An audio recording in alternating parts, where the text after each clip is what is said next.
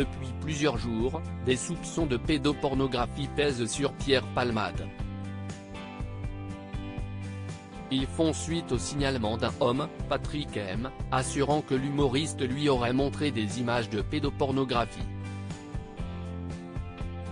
Un autre témoin, Fabien F., dit Tony, disait quant à lui être en possession de 2 vidéos montrant l'humoriste en plein visionnage de contenu pédopornographique, images qu'il a remises à la police.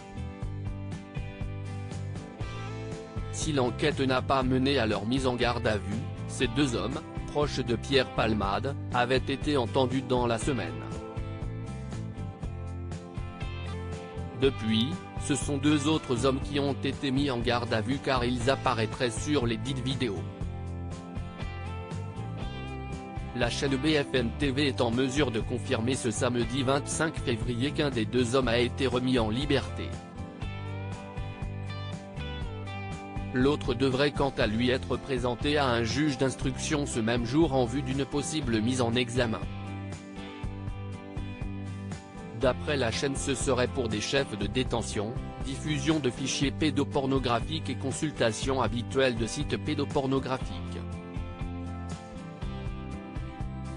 Pierre Palmade toujours à l'hôpital. La descente aux enfers a débuté le 10 février dernier pour Pierre Palmade, à l'origine d'un grave accident de la route ayant fait 3 blessés graves dont une femme enceinte ayant perdu son bébé.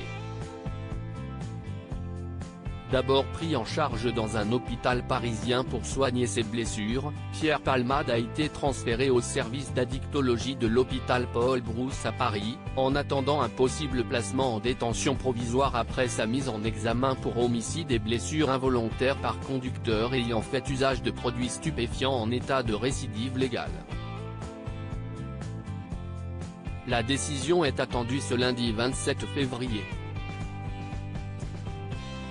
Depuis l'accident, Pierre Palmade est donc aussi visé par une 3e enquête ouverte à Paris pour détention d'images à caractère pédopornographique. Une seconde enquête doit être ouverte pour détention et usage de stupéfiants, après un signalement effectué auprès des services de police. À la suite de ce signalement, les résidences de l'humoriste à Paris et en Seine-et-Marne ont été perquisitionnées. 2 personnes ont été entendues. 2 autres étaient en garde à vue dans le cadre de cette enquête diligentée par la Brigade de protection des mineurs, BPM, qui exploite également du matériel vidéo. En fonction des éléments recueillis, l'audition de Pierre Palmade pourrait être envisagée, avait ajouté le parquet. Pierre Palmade reste présumé innocent des soupçons de pédopornographie jusqu'à la clôture définitive de l'enquête.